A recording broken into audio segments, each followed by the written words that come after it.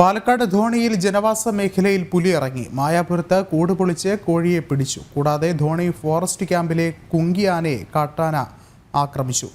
Augustine എന്ന കുങ്കിയാനയ്ക്കാണ് പരിക്കേറ്റത്.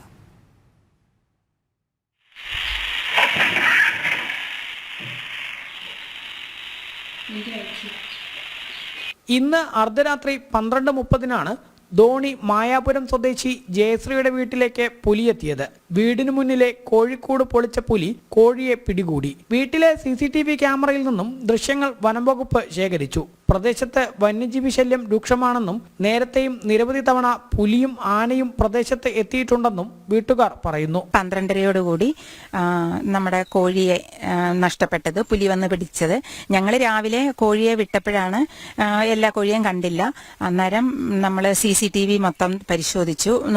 കോഴിക്കുട്ടി വന്ന് നോക്കുമ്പോൾ വല പൊളിച്ചിട്ടിട്ടുണ്ട്. അപ്പോൾ നമ്മൾ CCTV ദൃശ്യങ്ങൾ മൊത്തം പരിശോധിച്ചു.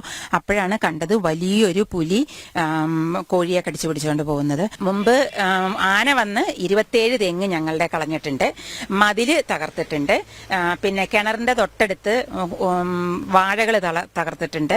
ഇപ്പോൾ തുടർച്ചയായിട്ട് ഒരു 6-7 വർഷമായിട്ട് നമ്മൾ വളരെ നല്ലപോലെ കഷ്ടപ്പെടുന്നുണ്ട് ധോണി നിവാസികളെ. അതിനിടെ ധോണി ഫോറസ്റ്റ് ക്യാമ്പിലെ കുങ്കിയാനയെ കാട്ടാന ആക്രമിച്ചു. അഗസ്റ്റ്യൻ എന്ന കുങ്കിയാനയ്ക്കാണ് പരിക്കേറ്റത്. 4 ദിവസം മുമ്പാണ് സംഭവം. കഴുത്തിന് പരിക്കേറ്റ ആനയ്ക്ക് ചികിത്സ ആരംഭിച്ചിട്ടുണ്ട്.